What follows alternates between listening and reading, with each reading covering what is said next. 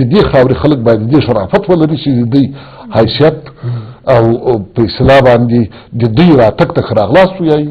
دوی میلمه ونه بولي، دوی مهاجر ونه بولي، بلکې د دې خاورې اوسېدونکی وبولي او یو داسې عاجزه انسان یې وبولي چې هغه دې ته مجبور شوی دی چې د یوې سیمې نه بالجبر د پردیو په جبر باندې د خپلې سیمې نه کور رمضان ډېره مننه، خوشحاله اوسئ. دغه سره یو بخښنه غواړم، د افغانستان حکومت باید د دې لپاره امکانات برابر کړي چې دغو خلکو د ژوند افغانستان یخ هېواد ده، د دغو خلکو د ژوند شرایط باید ورته برابر شي، دوی ته باید ضروري توکي ورسولی شي. که د افغانستان حکومت نه کوي، افغاني افغانان ټول باید دا همت وکړي چې له دغو خلکو سره کومک وکړي او یو هر افغان ته چې له هغې خوا نه بالجبر راځي ښه راغلاست. کور رمضان ډېره مننه. نیازي صاحب د دغه حالت ته دوام هغه تاثیرات تاسې په افغانستان باندې څه بولي او یا آیا د پاکستان حکومت به د دغه ډول جګړو په پلان کولو سره یا د دغه ډول جګړو په پیل سره د افغانستان لپاره هم دغسې شوم خراب یا ناسم پلان پروګرام ولري او که نه دا جګړې به داسې یو ډول رامنځته شوي وي چې یعنې طبیعي غوندې جګړې به نه وي، یعنې په طبیعي ډول به رامنځته شوي که نه پلان شوي؟ دا جګړې ټولې پلان شوي دي. دا د پاکستان او انګلیس او امریکا لوبه ده چې په افغانستان کې کوي. دې جګړو نه دوی څه غواړي؟ لکه مثلا پخوا خو تاسې مخکې اشاره وکړه چې دا جګړې تپل شوې وې، پخوا نه هم دغسې یو پلان او پروګرام و. اوسنی چې افغانستان یو دغسې سیاسي درشل ته داخلېږي، ډېر مهم پړاو ته داخلېږي، څنګه ارزوئ چې دوی به څه پلان لري او دې نه به څه غواړي؟ دوی نه غواړي چې په افغانستان کې سوله او امنیت راسي، دا نه غوښته نه غواړي او دوی غواړي خپل اوږدمهاله ستراتیژي په افغانستان کې عملي کړي، امریکا، انګلیس او پاکستان. ځکه دوی امریکا ته پاکستان ډېر مهمه ده، ډېر مهمه نسبت افغانستان نه، ځکه هغوی هغه اصلي سابقه ستراتیژیک پارتنر ده. موږ سره چې کوم ستراتیژیک قرارداد کړی دا دومره اهمیت نه لري دوی ته. او بل دا ده چې دغه جګړه به دوام ولري ځکه امریکا غواړي چې د افغانستان هېڅ وخت نه وځي، دا هم باید ووایو. ستراتیژیک تړون امضا سه او دا امنیتي تړون که امضا سي که امضا نه سي، هغه د اوباما وویل موږ پاتې کېږو، دلته پاتې کېږو د 2014 نه هم پاتې کېږي. کارپوهان په دې نظر دي چې په افغانستان کې ټاکنې را روانې دي، په تېرو ټاکنو کې پاکستان یعنی ونه شو کولی چې د افغانستان ټاکنې ګډې وډې کړي. داسې ویل کېږي چې په نورستان او په ځینو نورو سیمو کې هغه طالب جنګیالي چې هغوی مشرتابه په غاړه لره هغوی اعدام کړل چې تاسې ولې د افغانستان ټاکنې ګډې وډې نه کړې. وایي چې دغه جنګیالي باندې هلته فشار راوړي، که په خپله خوښه راځي خو ښه ده، او که نه فشار پرې راوړي تر څو افغانستان ته راوړي، دلته جګړه وکړي تر څو دغه سیاسي راتلونکې پروسه ګډوډه کړي. زه فکر کوم چې دا ستاسو خبر زه تاییدوم چې دوی غواړي په افغانستان کې د انتخاباتو پروسه یو ملي پروسه ده او په اول ځل باندې په افغانستان کې خلکو ته د حق ورکول کېږي چې خپل زعیم خپله وټاکي. موږ په اوله مرحله کې ولیدل چې دا کار وسه د موږ قهرمانانو ملي اردو پولیس او امنیت ملي دا د دوی امنیت ونیوه، ولو که تلفات یې ورکړل، خو دا ځل بیا هم زه امیدوار یم چې دا کار وسي او امنیت ملي، پولیس ملي او اردو ملي به دا هغه ونیسي، امنیت ونیسي د انتخاباتو. په سره سره له دې نه قانون به ونشي کولی چې په افغانستان کې عملي شي ټاکنې ګډې وډې کړي؟ نه، زه فکر نه شم کولی ځکه چې دوی هر څومره جنجال راولي. موږ خلک نن ورځ پوه سوي دي، افغانستان خلک ټول سیاسي سوي ده. 15 کلو جنګ د افغانستان خلک رسولي دي په عین وخت کې، او دا دې ته به اجازه ورنه کړي ولو که دولت غلی ناست دي. دولت خو نسو کولی په کونړ باندې راکټونه راغله، تیارې راغلې، اقلا پروتست وکړي، اقلا دوی سفیر راوغواړي. هلته په هغوی باندې یو حمله نه ایسي، خپلو طالبانو پې حمله کړي، راسي موږ سفیر په اسلام آباد کې ځان ته راوغواړي وزارت خارجه کې استځای کې. موږ دا کار تر اوسه نه ده کړی او فقط یو مکتوب ولیږو یا امریکا ته هلته ملل متحد په شورا د امنیت کې د پروتست وکړي، هلته د مکتوب ولیږي، دا دې وکړي هغه دې وکړي، خو دا کار نه ده کړی، نه کوي او به هم نه کوي. او بله خبردار ولې موږ نسو کولی بالمقابل ځواب ورکړو؟ فکر کوئ ځواب ورکول د افغانستان په ګټه دي که په زیان؟ نه، ځواب ورکول خو زه به تاسو ته تشریح کړم خپل نظر. یو دا چې موږ ځواب نشو ورکولی ځکه چې که موږ ځواب ورکوو په خپله سیمه به په خواته حمله کوو. موږ باید داسې امکانات د نظامي درلودلی چې موږ په پاکستان حمله کړې وه په اسلام آباد په پنډۍ موږ سره نه غټ راکټونه شته هغه وخت کې سابق وخت کې د ډاکټر صاحب نجیب وخت کې و او نه تیارې لرو نه جټ لرو نه دا لرو نو د دې کبره دا جفا افغانانو سره په تیرو 12 کلونو کې چا وکړ تر اوسه پورې د افغانستان پوځ د افغانستان اردو د افغانستان ملي ځواکونه پیاوړي شوي نه دي هوایي نقطې نظره نور زریدار نه لري یا مثلا درنې وسلې نه لري نړیوالو خو دا ژمنې کړې وې د افغانانو سره په ځانګړې توګه متحده ایالات هو یار صاحب دا ژمنې کړې وې نه تنها موږ ته وسلې نه کړې بلکې موږ خپلې وسلې له منځه بوتلې په نوم د DDR موږ ټانکونه هغه باترۍ ته وایستلې هغه خراب کړل او نور درندې وسلې چې موږ درلودلې هغه جرمني ورته وایستل ټانکونه پرې روان کړل او هغه له منځه بوتلې یعنې موږ په عین وخت کې امریکا خالصه کړي وو وایدار صاحب دا تاسو یوه ستره جفا بولئ د افغانانو سره البته دا یو غټه جفا ده او هغه کسانو چې دوی سره لاس وو په دغه کې په دغه خالصه کولو کې هغه هم جفا کړې او خوشحاله اوسئ ستانکزی صاحب هلته چې کوم طالب جنګیالي دي تر ډیره بریده باس کې را څرګنده شوله چې یعنی دغه جنګیالي هم د نورو په لمسه باندې جګړه کوي کېدلی شي په دغو جنګیالیو کې پښتانه هم وي او دغه جګړه د اصولو له مخې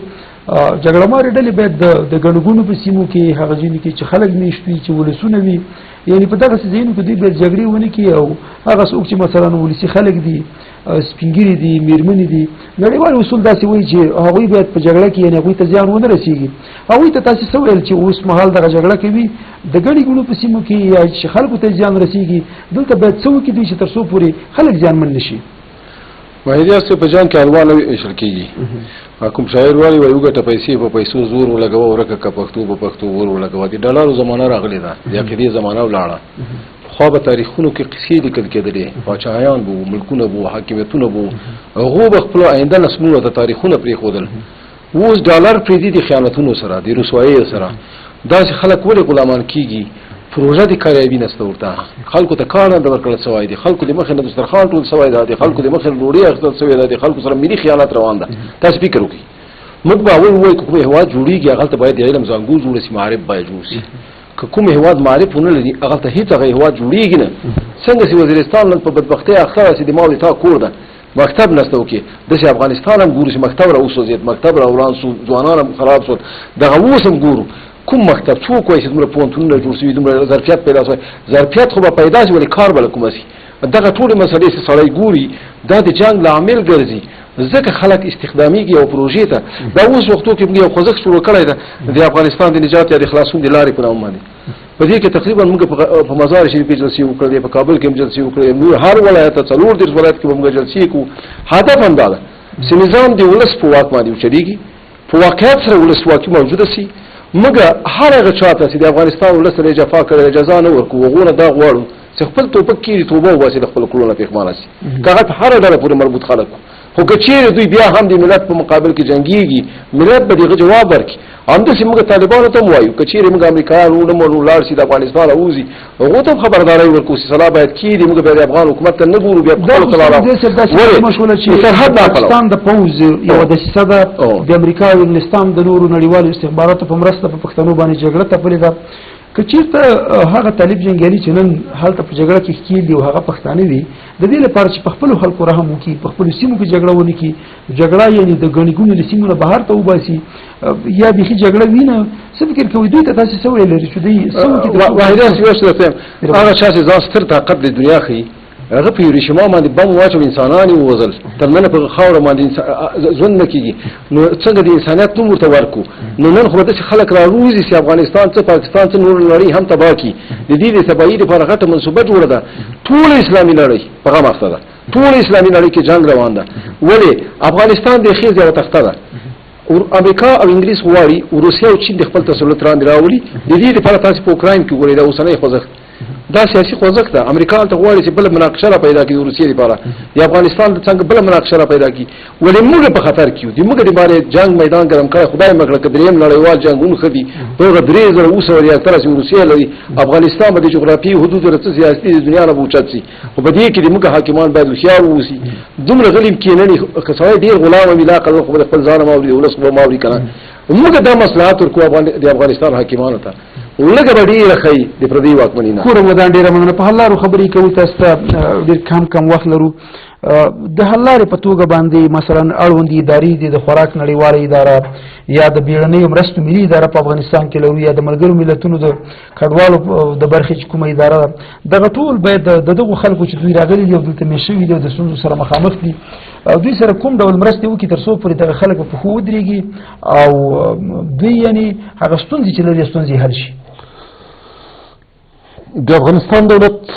باید دې خبرې ته سره دي چې افغانان په بد حالت کې دي. افغانان په خپله لکه څرنګه چې دوستانو وفرمایل کار نه لري، افغانستان بېکاره دي، افغانان وږي دي، افغانستان کې وچکالۍ تېرې شوي دي، اوبه نشته، په افغانستان کې کرنیزې ځمکې خرابې شوي دي، په افغانستان کې دهقان ته د کار لپاره زمینه نه ده مساعده، په افغانستان کې امنیت نشته بالاخره. ولې د دې ټولو شیانو باوجود لکه مخکې چې ما وویلې اول د افغانستان دولت باید هلته د ظلم کولو، هلته د عملیاتو کولو، زه دغه به چې ګورئ په افغانستان کې دغه څه چې روان دي دا د یو مشخص کاندید دپاره په د اوسنیو ټاکنو کې دسیسه ده. د چا دسیسه ده؟ د پاکستان د ISI او په اصطلاح باندې د هغوی د ګټو په دسیسه، یعنې چې د پښتنو سیمو کې جګړه وي، ستونزې مشکلات وي، د پښتنو د خوښې ګمان بریالی شي. تاسو ته معلومه ده چې دوی په دې سیمه کې اول د افغانستان د انتخاباتو کمیشن په همدغو سیمو کې د 800 نه زیات مرکزونه تړلي دي. دا یوه خبره. دویمه خبره دا ده چې دوی په وزیرستان کې عملیات پیل کړي، هغه جنګیالي چې په وزیرستان کې دي یا هغه افغانان چې جنګېږي په وزیرستان او یا په هغو خاصمو کې دي، هغه به راوړي او دې خوا ته په جنګ باندې شروع کړي. له بلې خوا نه دغه ناامنۍ ټولې دې ته شاید زمینه مساعده کړي چې د افغانستان وضع د ورځې نه بلې ته کړکېچنه کړي او موږ ونشو کولی چې افغانستان خلک ونشي کولی هغه څه چې غواړي، هغه ځایونه چې غواړي ځان دپاره یې وټاکي، هغه انتخاب کړي. افغانان اوس باید ټولې ځوابې ورپیاد کړي. ګورئ موږ په امان الله خان پسې ځاړو، موږ په داود خان پسې ځاړو، موږ په ډاکټر نجیب پسې ځاړو، موږ په نورو رهبرانو پسې ځاړو چې هغه د افغانانو له لاسه وتلي دي. نن موږ بیا د دې شانس پیدا کړی ده چې یو داسې څوک پیدا کړو چې ټول افغان، که پښتون افغان ده، که تاجک افغان ده، که هزاره افغان ده، که ازبک افغان ده، که ترکمن افغان ده، که بل هره فرقه د افغانستان پورې تړلی ده، هغه د دې زمینه دوی ورته مسایله شوې ده چې یو څوک داسې را پیدا شوی ده چې افغانستان کېدی شي ښې خواته بوځي. هغه څه چې د افغانستان په اوسني دولت پورې اړه لري، دا د افغانستان د اوسني دولت مکلفیت ده چې د ملګرو ملتونو سازمان ته، د یونسکو ادارې ته، خیریه مؤسسو ته، انجوګانو ته، سرې میاشتې ته، د افغانستان سره میاشت، د افغانستان ټولې خیریه ادارې، دا ټول باید د دې دپاره هڅې وکړي چې هغه افغانان چې د پولې نه راوړي یا د خپلو کورونو نه راوځي، خپل کورونه بالجبر پرېږدي، د هغو دپاره حد اقل باید زمینه د خوراک، د اوبو د څښلو، د پاکې اوبو د رسېدلو او هلته د خیمو، بړستنو، کمپلو. تاسو ته معلومه ده یو څوک چې بالجبر د کور نه وځي، هغه په کور کې ځان سره صرف هغه څه اخلي چې هغه ډېر قیمتي او ډېر کم وزن ولري. دغو افغانانو ته باید زمینه د دې مساعده شي چې دوی په خپل هېواد کې دلته ارام ژوند وکړي او حد اقل د بخور و نمیر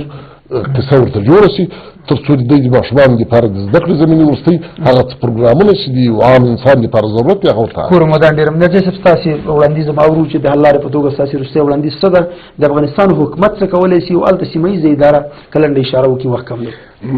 دا خو صاحب زما ملګري په واضح په وضاحت سره وویل، نو زه دې سره موافق یم. دې کې که زه چې زیاتولی نه شم، فقط دومره ویلی شم چې زموږ خپل خلک، منطقي خلک هم باید دا خلک په حیث د خپلو ورونو پښتنو ځای ته ورکړي او کومک سره وکړي او د موږ ملي تجاران چې دي دوی هم کومک وکړي تر څو چې دغه موږ خپل افغانان په خپل وطن کې چې بې جایه سوي ډېره مننه